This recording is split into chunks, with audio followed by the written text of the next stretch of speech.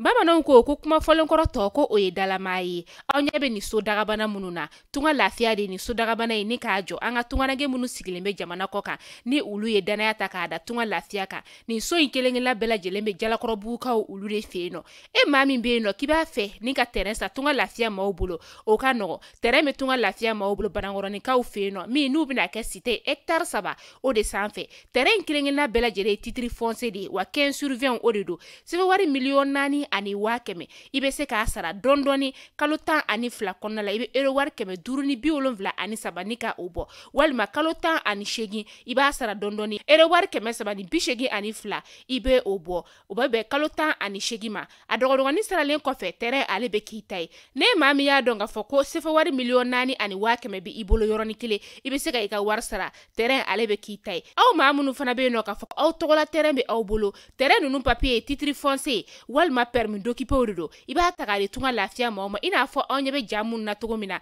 u b'a jɔ ni ka a di ma ka sɔrɔ i ma tɔɔrɔ o tuma la tunganage minnu sigilen bɛ jamana kɔ kan tunga lafiya nana aw lafiyali o de kama walasa sojɔko la aw kana degun sɔrɔ cogoya min na ne mɔgɔ min bɛ fɛ ka kunnafoni wɛrɛ sɔrɔ sa o tuma la an wele an ka numéro whatsapp kan 00336 41 94 03 80 walima 00223 72 18 42 47 tunga lafiya maliyɛnden minnu sigilen bɛ jamana kɔ kan u bɛɛ lajɛlen kelen-kelenna bɛ se ka u ni kanso sɔrɔ ba maliba ale kɔnɔna la cogoya min na.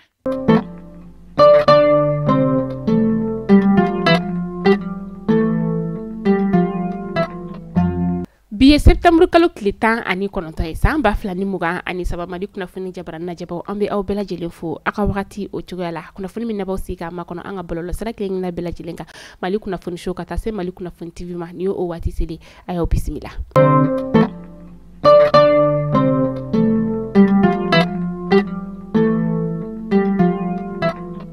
Kunnafoni daminɛla bi an ka kɛlɛkɛcɛw ka ɲɛmani o y'u ka état major général ale ko k'a b'a da bɛɛ lajɛlen kulo kan ka fɔ ko septembre kalo tile 17 tɛmɛnen san 2023 nɛgɛ kanɲɛ 15 tɛmɛnen ni sanga 30 ye wagati min na anw ka kɛlɛkɛcɛw lerekaw olu fɛ yen nɔ lere ale bɛ Tombouctou mara la karagolantɛnɛ tigilamaw n'o ye Bamati wale tigilamaw ye sa u kɔni ye bingani wale ni ka o ta ka anw ka finitigilakaw dagayɔrɔ sɛgɛrɛ n'o ye garde nationale ye ka taa se an ka finitigilaka minnu bɛ kɛlɛ kɛ dugumani o ye armée de terre ye o kɔni yɔrɔ la sa an ka kɛlɛkɛcɛw kɔni ye u jeniyɔrɔ fa kosɛbɛ min n'u ye Bamati wale tigilama ninnu ka olu torin ka bɔ an dagayɔrɔ o la a kɔnɔna la an ka kɛlɛkɛcɛ 5 o kɔni nin tora a la maa 20 olu jogina maa 11 kɔni tunnen don ni wagati in na nbɛrɛlaminɛn kɔni caman o tiɲɛna n'o ye an ka kɛlɛkɛminɛnw ye ka taa se an ka sanfɛ pankuru dɔ ma o yɛrɛ fɛnɛ kɔni tiɲɛna ka sababuya kɛ ale kɔni tun bɛna wajibi jigin o de kɛra sababu ye sa ni ka ale kɔni tiɲɛni don a kunna Bamati wale tigilamaw olu ka yɔrɔ la sa u kɔni ye maa 7 su u taara ka o to n'o ye Bamati wale tigilamaw ye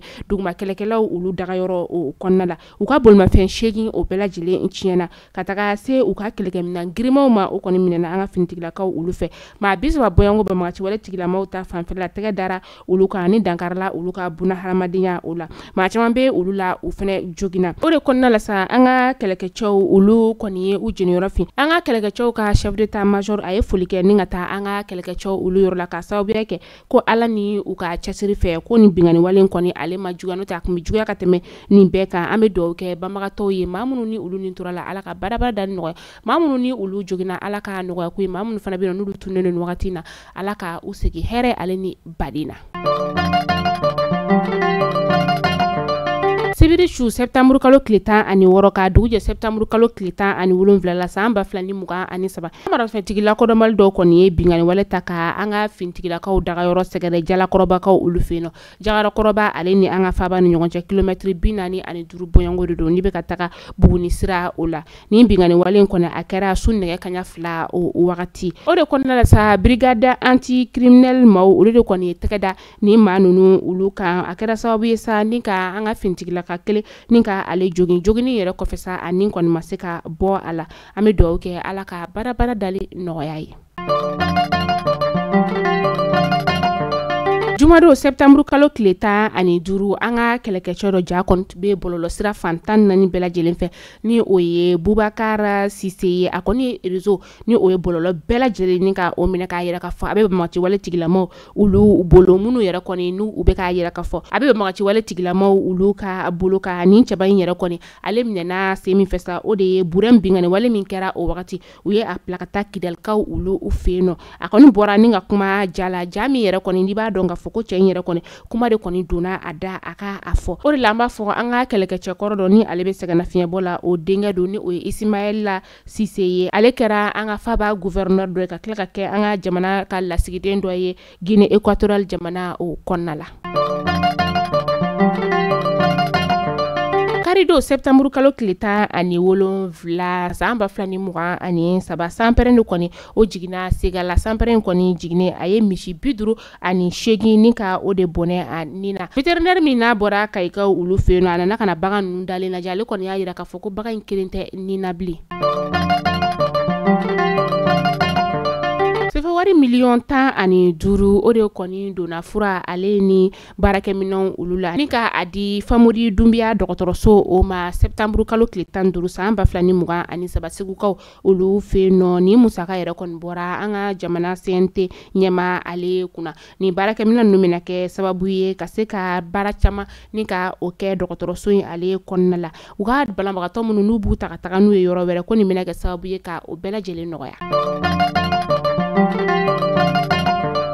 Ulo ale bɛ san o lamini na a dugutigiw ka taga se fara ɲɔgɔn kan kulu minnu bɛ yen nɔ n'o ye musow ye ale ni sifinnakaw u bɛɛ lajɛlen kɔni farala ɲɔgɔn kan septembre kalo tile 17 san 2023 ni k'a yira k'a fɔ k'u ka dɛmɛ bɛ an ka cɛmancɛ fanga jamana marabagaw ulu yɔrɔ la a yirala k'a fɔ ko fɛn min ye 22 septembre n'o ye an ka jamana ka yɛrɛma hɔrɔnya ɲɛnajɛw kɔni tɛna kɛ ɲinan san o kɔnɔna la k'a sababuya kɛ bingani wale min ni a kɛra an ka Tɔnbukutu bato o la n'a kɛra sababu ye ka jamana kɔnɔden bɛɛ lajɛlen dusuma kasa o de kɛra sababu ye ni ka 22 septembre ka u ba ma sankaw ko k'u bɛ an ka jamana marabagaw kɔ k'ulu fana sen tɛna ye ni ɲɛnajɛ in na.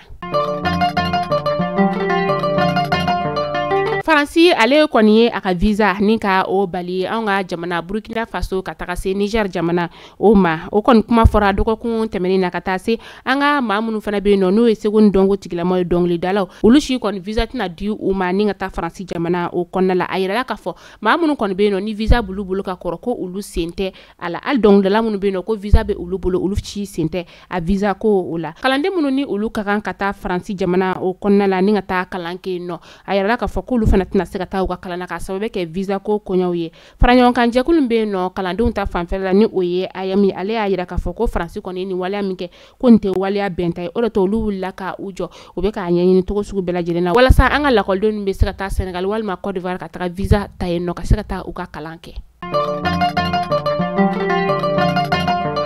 An taa ko kan kibaru la an bɛ se k'a fɔ nin wagati in na ko an ka jamana kɔnɔna la muso min ni ale ye den 9 ni ka o bange Marocain ka jamana kɔnɔna la filanan sɔrɔla a la Nigérien dɔ fɛ min n'ale sigilen bɛ Cameroun jamana o kɔnɔna la a kɔni yira k'a fɔ ko a fana ye den 9 ni ka o bange musoba in kɔni ale jiginna nin ye a san 14 de ye a kɔni bɛ furu la ka sɔrɔ a ma den sɔrɔ a jiginna utukalo san 2023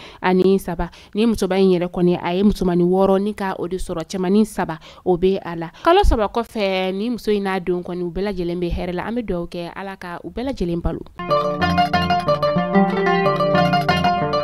Niger sifinnakaw bɔra ko kura k'a yira k'a fɔ ko u tɛ fɛ ka Faransi kɛlɛkɛcɛ kelen ye u ka jamana o kɔnɔna la u ka kɛlɛkɛcɛ 1500 min bɛ u fɛ yen nɔ u bɛ fɛ u ka taa ka b'u ka jamana kɔnɔna la ni wagati in na Niger jamana kɔni ni Faransi tɛ ka ɲɔgɔn kan fɔ hali dɔɔni ka sababu kɛ Mohamed Bazoum ni ale kun ye Niger jamana ɲɛmaa ye ni dan sigira ale ka fanga la fintigilakaw fɛ juillet kalo tile 26 san 2023 o kɔni ma kɛ Faransi fɛla ko ye Faransi Niger tɛ ka se ka ɲɔgɔn kan fɔ.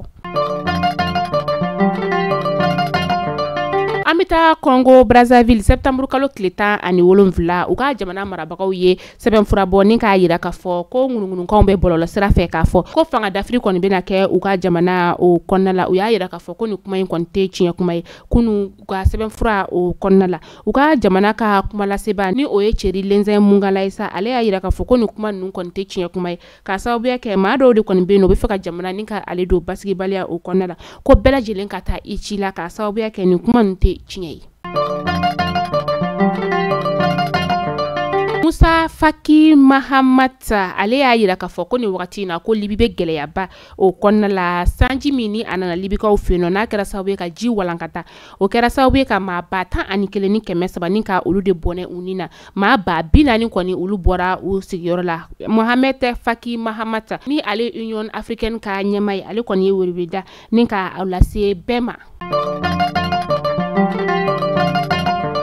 Mali kunnafoni jabara najɛbaw ni ne bɛ dansigi an ka bi kunnafoniyaw la tunga lafiya di an ka kunnafoni ale jukɔrɔma don dɔ ba ye ni wagati na terrain bɛ tunga lafiya bolo banankɔrɔnikaw fɛ yen nɔ terrain kelen na bɛɛ lajɛlen titre foncier de 15 sur 20 i bɛ se ka dɔgɔdɔgɔnin sara kalo kalo 573 € n'o bɛ kalo 12 ma walima 382 € n'o bɛ kalo 18 ma terrain ye $4,400,000 ni tila terrain sara la terrain papier ale bɛ kɛ i ta ye aw k'an bɛn don nataw la kunnafoni kuraw olu kɛnɛ kan.